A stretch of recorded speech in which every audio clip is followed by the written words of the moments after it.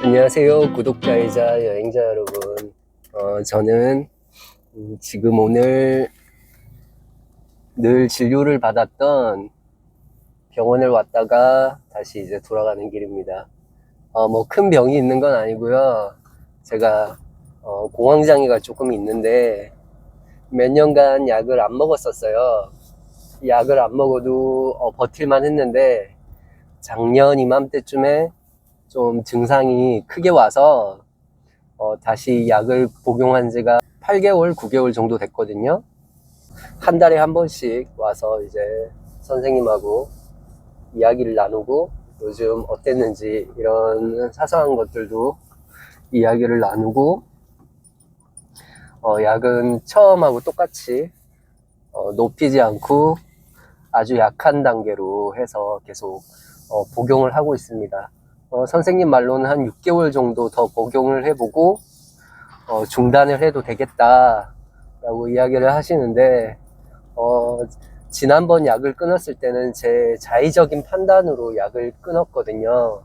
어차피 이 증상 자체가 증상이 올 때는 조금 괴롭지만 죽지는 않는 병이라는 거를 제 스스로가 너무 잘 알고 있어서 버텼어요, 그냥.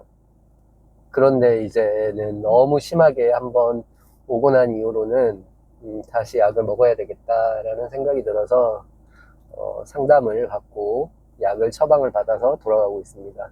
숨기고 하시거나 이런 분들이 많으신 것 같은데 이거는 뭐 정신이 나약해서 라기보다는 자기 자신이 그동안 스트레스 누적돼 왔던 것들이 쌓이고 쌓여서 화산이 폭발하듯이 한순간에 터지는 것이기 때문에 뭐 수치스럽다거나 부끄럽다거나 자신이 나약하다거나 이런 생각은 안 하셨으면 좋겠어요.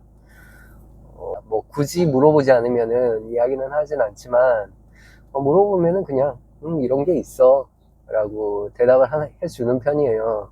내 뜻과는 상관없이 오는 거긴 하지만 기분이 좋을 때도 오고 잘 놀고 와서 피곤해서도 오고 이게 대중이 없어가지고 누구도 예측하지 못하는 증상입니다.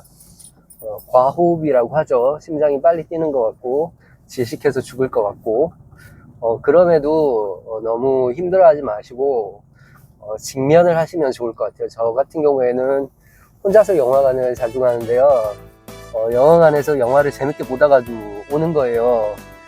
이 증상이 오면 일단 불안해서 당장 뛰쳐나가고 싶은 그런 마음이 들기도 하거든요. 근데 저 같은 경우에는 끝까지 앉아서 봐요. 식은땀을 흘리면서도 어차피 안 죽는다는 걸 알고 있기 때문에 표값이 아까워서라기보다는 이런 것들을 조금 하나씩 이겨내다 보면 자신감이 생기거든요.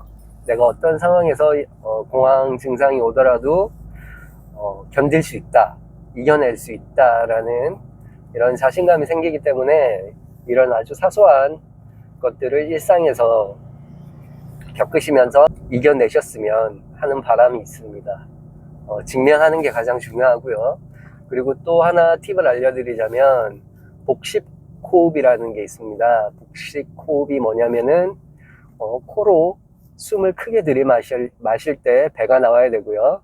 그리고 숨을 내뱉을 때 배가 들어가는 게 복식 호흡이라고 하는데 이걸 루틴화 시키면 굉장히 좋아요. 이게 아무래도 심장에 문제가 있어라기보다는 뇌에서 산소가 공급 안 된다라고 이제 판단을 해서 과호흡이 오는 거기 때문에 아침, 점심, 저녁으로 복식 호흡을 10번씩만 해줘도 뇌 활성화 하는 데에 조금 큰 도움이 됩니다. 저희가 직접 해보고서 저도 느꼈는데 정말 도움이 돼요. 그리고 약을 먹고도 증상이 빨리 가라앉지는 않잖아요. 그때 복식 호흡을 하셔도 정말 큰 도움이 됩니다. 이거는 저를 믿고 꼭 한번 해보시길 바랍니다. 정신과 가서 상담을 받아보는 게 수치스러운 일이라거나 이런 게 아니잖아요. 그러니까 내가 스트레스가 있고 혼자서 이제 견디기보다는 의사분들이 정말 이야기를 잘 들어주시니까 약을 처방받기보다도 가서 그냥 나의 속마음을 한 번쯤은 털어놓아 보는 것도 굉장히 좋은 방법이지 않을까라는 생각이 듭니다. 노래만 의존하시는 것보다 내가 스스로 약은 그냥 부수적인, 내가 안심할 수 있는 그런 부수적인 요소라고 생각하시고 스스로 직면하셔서 한번 이겨내 보시는 것도 좋을 것 같아요. 우울증까지 같이 오시는 분들 경우에는 뭐 자존감이 급격하게 떨어진다던가 매사에 자신감도 없어지고 다른 타인을 대할 때도 신경이 쓰이는 것들이 더 많을 거라는 생각이 듭니다. 모든 병들이 다 그렇지만 공황장애를 앓고 계시는 분들, 그리고 우울증을 앓고 계시는 분들 모두 다 힘내시고요. 우리는 공황장애를 공황장애라고 얘기하지 말고 감기가 왔다, 감기에 걸려서 약을 먹어도 그 다음 해에 또 어떻게 감기에 걸릴 수 있잖아요.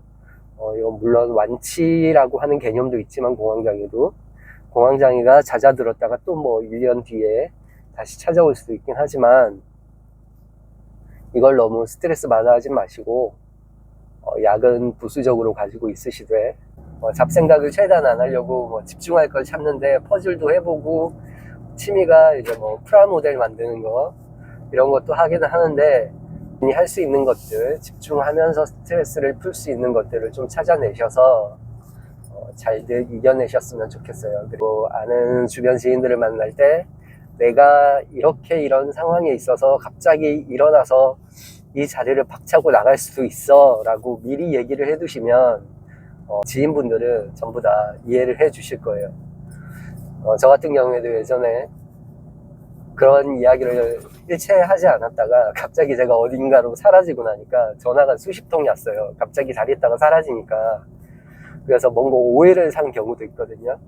그러니까 여러분들한테는 그런 일들이 발생하지 않길 바라고, 오늘 하루도 행복하게 잘 보내시고 또 이제 좋은 여행으로 만나도록 할게요. 구독자, 여행자 여러분. 그러면 다음 컨텐츠로 또 이야기를 나누도록 하겠습니다. 그리고 공황장애에 대해서 궁금하신 분들이 있으시면 댓글이나 이런 제 유튜브 계정을 보면 이메일도 있거든요. 이메일을 주셔도 제가 아는 한 정성스럽게 답변을 해드리도록 하겠습니다. 그럼 안녕.